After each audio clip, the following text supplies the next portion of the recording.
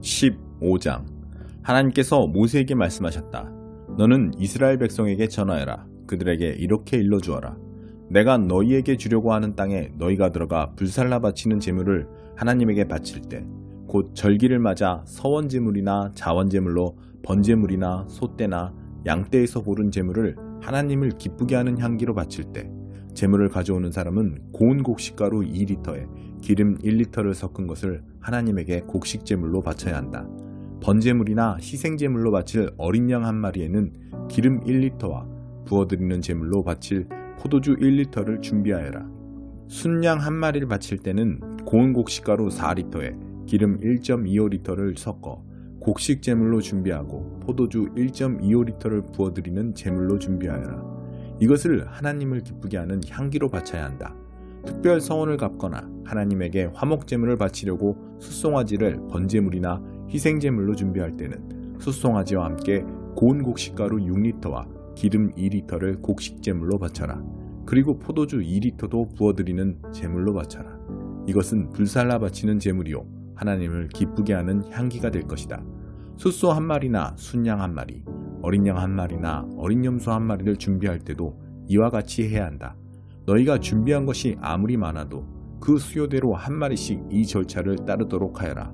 이스라엘 본국인이 하나님을 기쁘게 하는 향기로 불살라 바치는 제물을 바칠 때는 이 절차를 따라야 한다.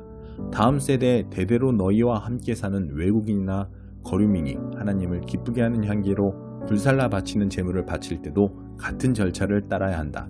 공동체는 너희와 함께 사는 외국인에게나 같은 규례를 적용해야 한다. 이것은 다음 세대에 항상 지켜야 할 규례다. 너희나 외국인이나 하나님 앞에서는 동일하다. 너희와 함께 사는 외국인에게나 같은 법과 규례가 적용된다. 하나님께서 모세에게 말씀하셨다. 너는 이스라엘 백성에게 전하여라. 그들에게 이렇게 일러주어라.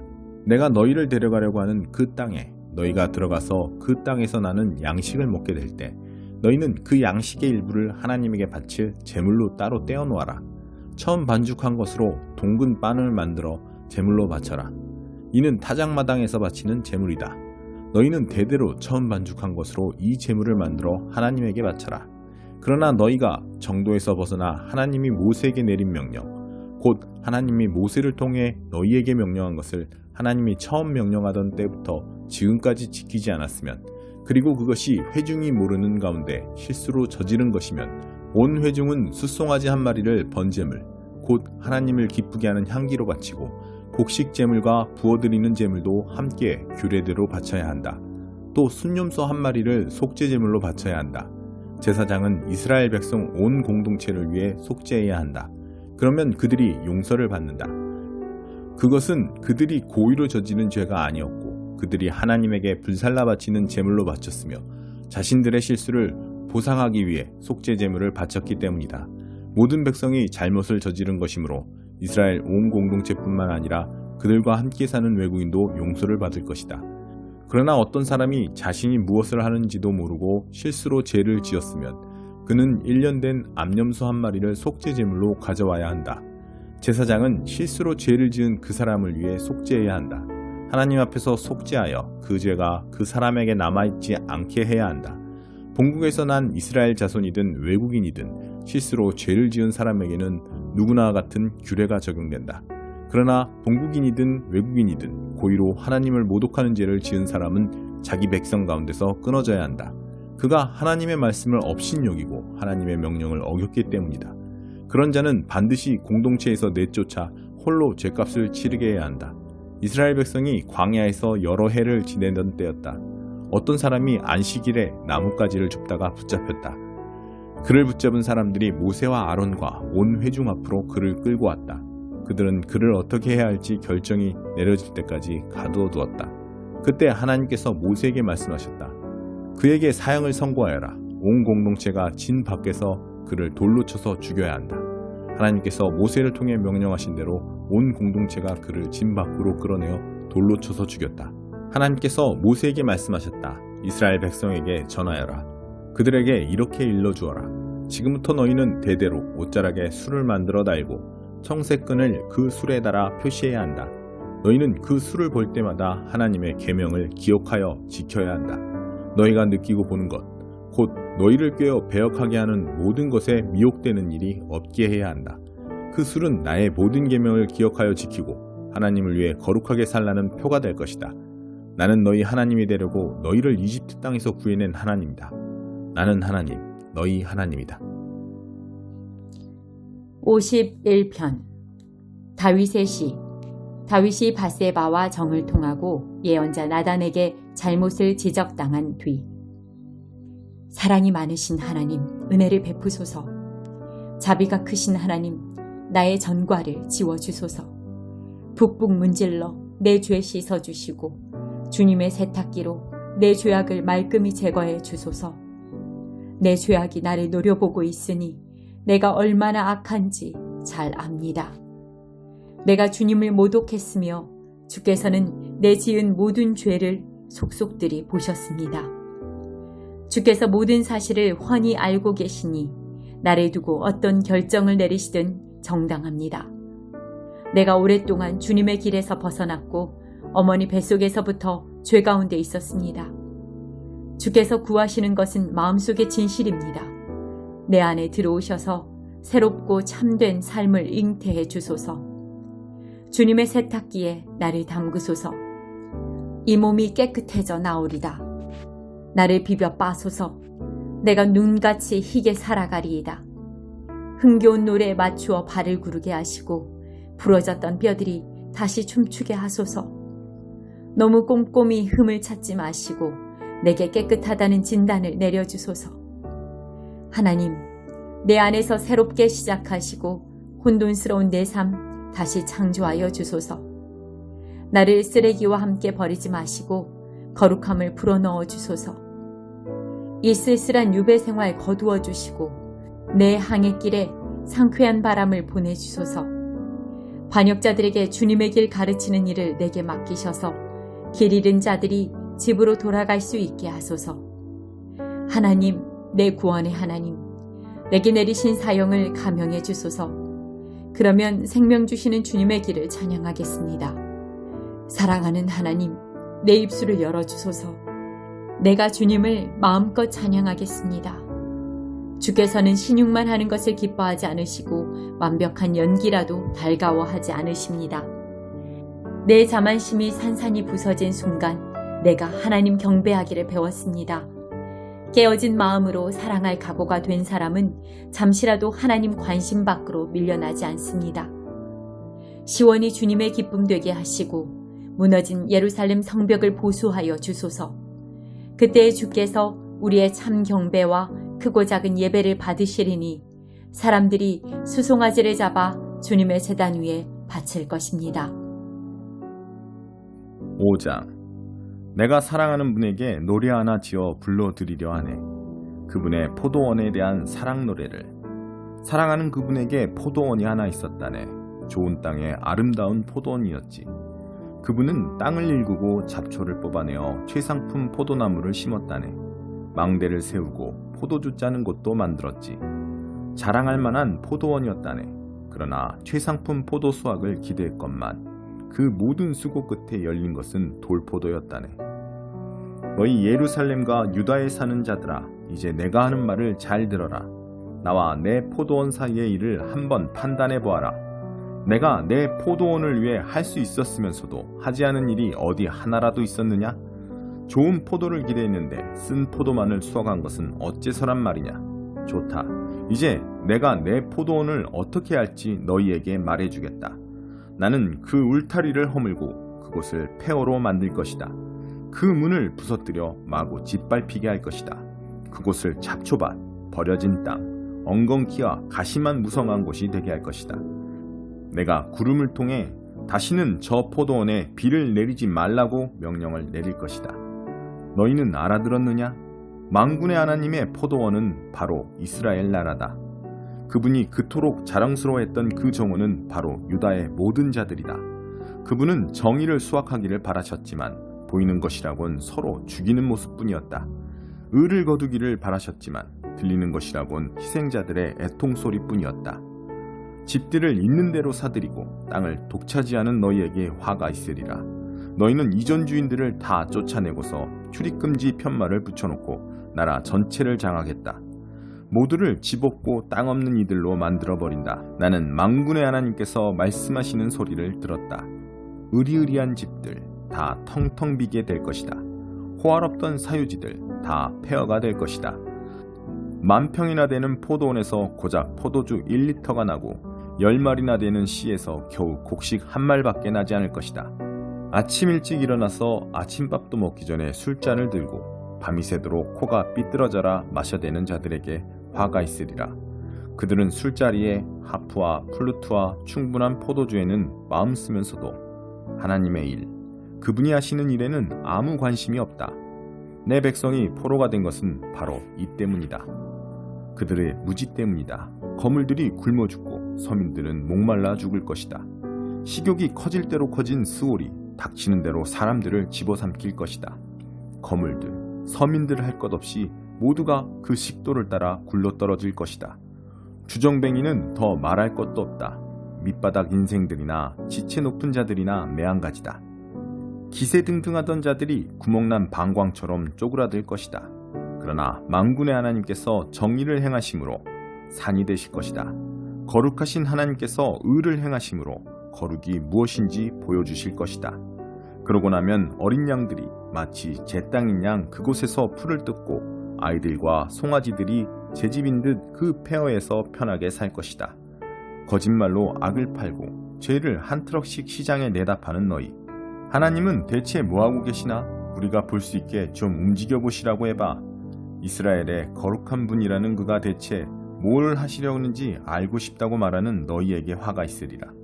악을 선이라 선을 악이라 부르고 빛을 어둠으로 어둠을 빛으로 대체하며 단 것을 쓴 것으로 쓴 것을 단 것으로 바꾸는 너희에게 화가 있으리라. 스스로를 똑똑하고 대단하다고 여기는 너희에게 화가 있으리라. 너희가 잘하는 것이라곤 술 마시는 일이 전부다. 술 마시기 대회 챔피언 트로피나 모으는 너희. 범죄자에게서 뇌물을 받아먹고서는 죄 없는 이들의 권리를 짓밟는다. 그러나 그들 무사하지 못하리라. 불에 나무가 그루터기까지 타버리고 마른 풀이 연기가 되어 사라지듯 그들의 영혼이 쭈그러지고 그들이 이룬 것들도 다 허물어져 먼지가 될 것이다. 그들이 만군의 하나님의 계시를 거부했고 이스라엘의 거룩하신 분에게 아무 관심도 없었기 때문이다. 그러므로 하나님께서 당신의 백성을 향해 불같이 노하시고 손을 들어 그들을 때려 눕히셨다. 그들의 시체가 거리에 쌓일 때 산들이 몸을 떨었다. 그러나 그분의 진노는 아직 풀리지 않았고 또다시 치시려고 주먹을 높이 들고 계신다. 그분께서 깃발을 들어 먼 나라에 신호를 보내신다. 휘파람을 불어 땅끝에 민족들을 불러들이신다. 그러자 저기 그들이 온다. 달려온다. 굶뜬 자, 비틀거리는 자, 조는 자, 꾸물거리는 자 하나 없다. 군복에 허리띠를 동이고 광이 나는 군화는 끈이 질끈 매여 있다. 그들의 화살은 날카롭고 활의 줄이 팽팽하게 당겨 있다. 말발굽에 편자가 박혀 있고 전차 바퀴는 기름칠되어 있다. 새끼 사자떼같이 으르렁거리며 귀청이 떨어져라 포효하는 젊은 사자떼처럼 달려와 먹이를 잡아채서는 끌고 간다. 누구도 구해주지 못한다. 그날에 그들은 포효하고 또 포효할 것이다. 대양의 파도소리같이 포효할 것이다. 그 땅을 샅샅이 살펴보아라. 어둠과 고통 말고는 아무것도 보이지 않으리라. 하늘의 모든 빛을 구름이 덮어 꺼뜨릴 것이다. 12장. 절대로 포기하지 마십시오. 길을 개척한 이 모든 사람들, 이 모든 노련한 믿음의 대가들이 우리를 응원하고 있다는 말이 무슨 뜻인지 알겠습니까? 그들이 열어놓은 길을 따라 우리가 앞으로 나아가야 한다는 뜻입니다. 달려가십시오. 절대로 멈추지 마십시오. 영적으로 군살이 붙어도 안 되고 몸에 기생하는 죄가 있어서도 안 됩니다. 오직 예수만 바라보십시오. 그분은 우리가 참여한 이 경주를 시작하고 완주하신 분이십니다. 그분이 어떻게 하셨는지 배우십시오. 그분은 앞에 있는 것, 곧 하나님 안에서 그리고 하나님과 함께 결승점을 지나는 기쁨에서 눈을 떼지 않으셨기에 달려가는 길에서 무엇을 만나든 심지어 십자가와 수치까지도 참으실 수 있었습니다. 이제 그분은 하나님의 오른편 영광의 자리에 앉아 계십니다. 여러분의 믿음이 시들해지거든 그분 이야기를 하나하나 되새기고 그분이 참아내신 적대 행위의 긴 목록을 살펴보십시오. 그러면 여러분의 영혼에 새로운 힘이 힘차게 솟구칠 것입니다. 죄와 맞서 싸우는 이 전면전에서 여러분보다 훨씬 심한 고난을 겪은 이들이 있습니다. 예수께서 피 흘리시기까지 겪으신 그 모든 고난은 말할 것도 없습니다. 그러니 낙심하지 마십시오. 여러분은 훌륭한 부모가 자녀를 어떻게 대하는지 잊었습니까? 하나님께서 여러분을 자녀로 여기신다는 것을 잊었습니까? 나의 사랑하는 자녀야, 하나님의 훈련을 가볍게 여기지 말고 그분의 훈련을 받을 때 낙심하지 마라. 그분은 사랑하는 자녀를 훈련하시고 품에 안으신 자녀를 징계하신다. 하나님께서 여러분을 훈련하고 계십니다. 그러니 절대로 도중에 포기하지 마십시오. 하나님은 여러분을 사랑하는 자녀로 대하십니다. 여러분이 겪는 이 고난은 벌이 아니라 자녀라면 당연히 겪게 마련인 훈련입니다. 무책임한 부모만이 자녀를 제멋대로 살게 내버려 둡니다. 하나님이 무책임한 분이시면 좋겠습니까? 우리가 부모를 존경하는 것은 그들이 우리를 버릇없게 놔두지 않고 훈련하기 때문입니다. 그러니 우리가 참으로 살고자 한다면 하나님의 훈련을 받아들여야 하지 않겠습니까? 우리가 아이였을 때 우리의 부모는 자기 생각에 최선으로 여기는 일을 우리에게 했습니다.